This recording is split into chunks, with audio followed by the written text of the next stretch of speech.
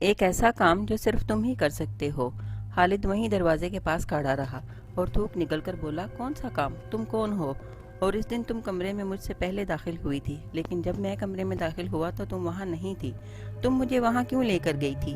وہ عورت ہاتھ اٹھا کر بولی، تمہارے ان سوالوں کا جواب میں نہیں دے سکتی، بس اتنا کہوں گی کہ تمہیں چودھری نور الہی کے بیٹے دلاور سے میری بربادی کا بدلہ لینا ہے، اور اسے کیسے لینا ہے یہ میں تم پر چھوڑتی ہوں۔ لیکن اس نے کیا کیا ہے؟ وہ تو چاروں بھائی بہت خدا ترس اور نیک انسان ہے، خالد نے کہا۔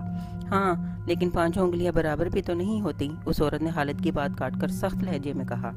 لیکن تم یہ سب مجھے کیوں بتا رہی ہو؟ پولیس میں بتاؤ یا اپنے گھر والوں کو؟ یہ کام صرف تم ہی کر سکتے ہو، میں کسی کو کچھ نہیں بتا سکتی، کیونکہ تمہارے علاوہ مجھے کوئی نہیں دیکھ سکتا۔ اب میری بات غور سے سنو۔ خالد کو اس کی ویران اور اداس آنکھوں سے بہت خوف محسوس ہو رہا تھا۔ میرا نام بانو ہے، اس نے اپنی بات جاری رکھتے ہوئے کہا۔ چودھری دلاور مجھے اپنے پیار کے جھوٹے جال میں پھانس کر شادی کے جھوٹے خواب دکھائے، اور ایک دن مجھ سے اسی کمرے میں جہاں میں تمہیں لے کر گئی تھی میرا سب کچھ چھین لیا اور دودھ میں زہر ملا کر مجھے پلا دیا۔ لیکن تم تو زندہ ہو۔ زندہ؟ میں تمہیں زندہ نظر آتی ہوں؟ کیا زندہ لوگوں کی آنکھیں ایسی ویران اور اداس ہوتی ہیں؟ کیا زندہ لوگ میرے جیسے ہوتے ہیں؟ واقعی اس کی آنکھیں بہت اداس اور ویران تھیں، لیکن چودھری دلاور آج کل کچھ بیمار ہے اور سنا ہے کہ چودھری صاحب اس کا اچھے سے اچھا علاج کروا رہے ہیں۔ وہ کبھی ٹھیک نہیں ہو سکتا، بانو چیخ کر بولی، جب تک کہ میری روح کو قرار نہیں مل جاتا، اور یہ سب کیسے کرنا ہے یہ میں تم پر چھوڑتی ہوں۔ خالد نے دیکھا کہ بانو کے چہرے پر نقاب تھا، صرف آنکھیں نظر آ رہی تھیں، اور وہ آنکھیں بہت ہی عجیب سی تھیں۔ اتنی ویران اور اداس آنکھیں خالد نے پہلے کبھی نہیں دیکھی تھی۔ لیکن میں تمہاری مدد کیسے کر سکتا ہوں؟ خالد نے کہا۔ وہ بڑے لوگ ہیں اور میں ایک معمولی سا اسٹیشن ماسٹر، میری یہاں کون سنے گا؟ اور کون میری باتوں پر یقین کرے گا کہ چودھری نور الہی کے بیٹے دلاور نے کسی بانو نامی لڑکی کا قتل کیا ہے؟ خالد نے بیچارگی سے ہاتھ ملتے ہوئے کہا۔ لیکن بانو پھنکارتی ہوئی کرسی سے اٹھ کھڑی ہوئی۔ خالد گھبرا کر 2 قدم پیچھے ہو گیا اور دیوار سے جا لگا۔ یہی تو تمہیں سوچنا ہے، تم پڑھے لکھے ہو اور سمجھدار بھی، مجھے یقین ہے کہ تم مجھے ضرور انصاف دلاؤ گے۔ بانو کمرے کی کھلی کھڑکی کے پاس جا کر کھڑی ہو گئی اور اندھیرے میں گھورنے لگی۔ میرے باپ کا نام فیض محمد ہے، جو چودھری نور الہی کا ایک غریب مزارہ اور نوکر ہے، بانو نے کہنا شروع کیا۔ بانو کی آواز کسی گہرے کنویں سے آتی ہوئی محسوس ہو رہی تھی۔ یوں محسوس ہو رہا تھا جیسے بانو کی روح اندر ہی اندر کہیں ٹوٹ پھوٹ ہو رہی ہے۔ میری ماں چودھری کے گھر کا کام کاج کیا کرتی تھی۔ میری ایک چھوٹی بہن ہے سنوبر، ہم دونوں بہنوں کی شکل صورت بالکل ایک جیسی ہے، کیونکہ ہم دونوں جڑواں ہیں۔ مجھے سنوبر سے بہت پیار تھا۔ ایک دن ماں مجھے بھی اپنے ساتھ چودھری کے گھر کے کام کے لیے لے گئی۔ میں مالکن کے کمرے کی صفائی کر رہی تھی کہ چودھری دلاور آ گیا۔ اس نے مجھے دیکھا اور دیکھتا ہی رہ گیا۔ میں گھبرا کر سلام کرتی ہوئی کمرے سے باہر نکل گئی۔ بانو دوسری کرسی پر بیٹھ گئی اور دور خلاؤں میں جانے کیا تلاش کرنے لگی۔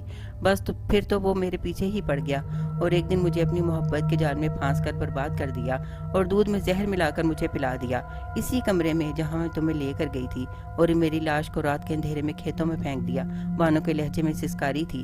چودھری دلاور کی بے وفائی کا درد تھا۔ صبح جب میری لاش کھیتوں سے ملی تو سب یہی سمجھے کہ میں صبح حاجت کے لیے کھیتوں میں گئی ہوں گی اور وہاں سانپ نے مجھے ڈس لیا ہوگا، کیونکہ زہریلا دودھ پینے سے میرے جسم میں زہر پھیل گیا تھا۔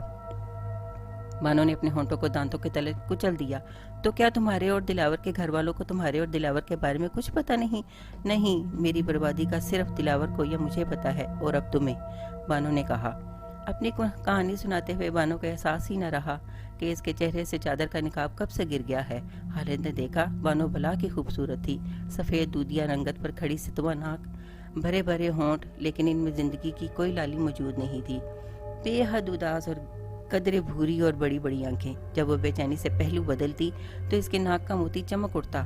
خالد نے سوچا کہ بانو کا وجود جب زندگی کی رعنائیوں سے بھرپور ہوگا اور ان اداس آنکھوں نے جوانی کے نہ جانے کتنے پہلے خواب دیکھے ہوں گے، جب اس پری ذات کے وجود میں زندگی کی رمق ہوگی تو ایک دلاور تو کیا، یہ حسن تو کسی کو بھی اپنا اسیر بنا سکتا ہے۔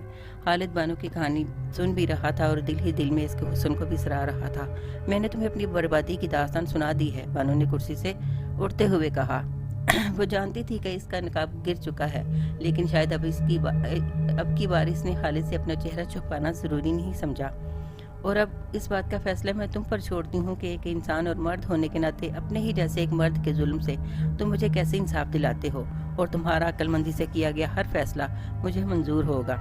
इतनी बात कहते हुए वो अपनी जगह से उठकर खालिद के करीब आ गई और खालिद की आंखों में आंखें डालकर बोली, मेरा कोई भाई नहीं, अगर होता तो अपने इंसाफ के लिए तुम्हें नहीं उसे कहती। खालिद का दिल उछलकर हलक में आ गया। जाने इन आंखों में क्या था कि खालिद इनकार न कर सका, और इसने बानो से वादा कर लिया कि वो ज़रूर बानो के लिए जो कुछ हो सकेगा करेगा।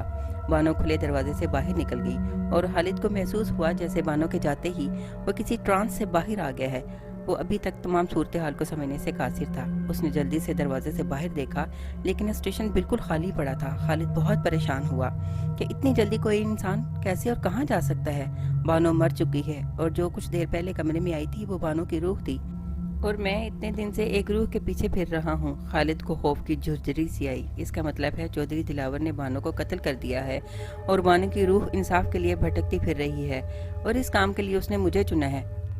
और अगर एक कमज़ोर लड़की ने अपनी मदद के लिए मुझे चुना है तो फिर मुझे भी इसकी मदद ज़रूर करनी चाहिए, लेकिन कैसे, अब यही मुझे सोचना है। खालिद सारी रात सोया नहीं। वैसे भी इसे एक अनजाना सा खौफ था कि कहीं बानो की रूह फिर से ना आ धमके, लेकिन सुबह होने तक इसने पूरा प्लान जहन में सोच लिया कि अब कैसे और क्या करना है। करमदाद, जो चौधरी नूर इलाही का ख़ास मुलाजिम था, ने आकर चौधरी नूर इलाही को खालिद के आने की इत्तला दी। चौधरी जी, स्टेशन मास्टर साहब आए हैं। अरे नए स्टेशन मास्टर साहब, भाई बुलाओ बुलाओ, बैठक में बिठाओ, काफ़ी दिनों से सोच रहा था मुलाकात करने का, चौधरी नूर इलाही ने कहा। करमदाद ने खालिद को बैठक में बिठाया और उल्टे कदमों वापस चला गया।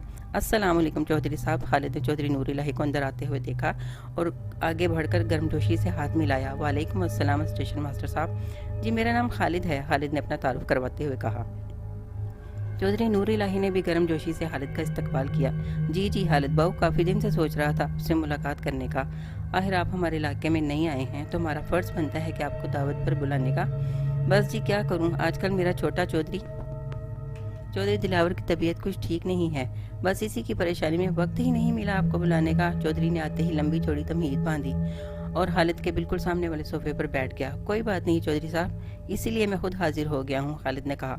वैसे तो फ़ैल आपका ठीक तरह से ख्याल तो रख रहा है ना? चौधरी नूर इलाही ने स्टेशन पर मौजूद खालिद के चौकीदार के बारे में पूछा, जिसको चौधरी नूर इलाही ने ही खालिद की खिदमत पर मामूर किया था। जी जी चौधरी साहब, खालिद मुस्कुराया।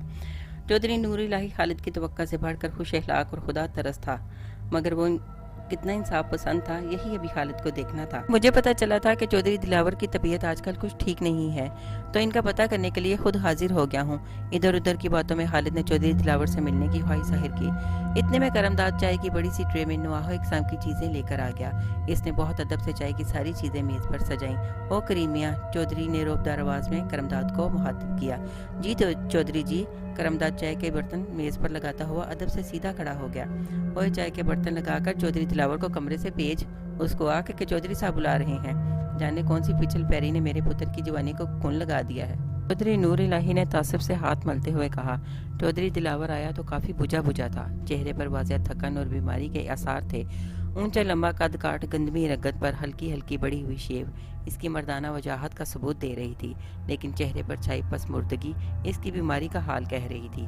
खालिद ने रस्मी सलाम दुआ के बाद चौधरी दिलावर से तन्हाई में मिलने की ख्वाहिश जाहिर की और बताया कि इसे चौधरी दिलावर से इसकी बीमारी के मतलब कुछ पूछना है। लेकिन चौधरी नूर इलाही ने कहा कि आप चौधरी दिलावर से मेरे सामने भी बात कर सकते हैं। अब खालिद ने चौधरी दिलावर से मुखातिब होकर कहा, चौधरी दिलावर, तुम क्या महसूस करते हो? तुम्हें क्या मसला है? मुझे खुलकर बताओ। मेरे कुछ डॉक्टर दोस्त हैं, हो सकता है मैं आपका मसला इनके साथ डिस्कस करूं तो कोई बेहतर इलाज हो सके। खालिद ने चौधरी नूर इलाही से कहा कि चौधरी साहब, मुझे आपसे भी कुछ ज़रूरी बातें करनी हैं। जो बातें मैं आपसे करने आया हूँ, इसके लिए बेहतर है कि हम तीनों के अलावा कमरे में कोई ना हो। क्या मतलब? चौधरी नूर इलाही ने बेचैनी से पहलू बदला और सोफे से कदरे आगे बढ़कर बैठ गया। दिलावर भी कुछ मुस्तरिब लग रहा था। आपने जो बातें पूछनी हैं आप पूछ सकते हैं, वैसे भी हम तीनों के अलावा कमरे में कोई मौजूद नहीं है। चौधरी नूर इलाही ने कहा। जी, लेकिन बेहतर होगा कि कमरे का दरवाज़ा भी बंद कर दें।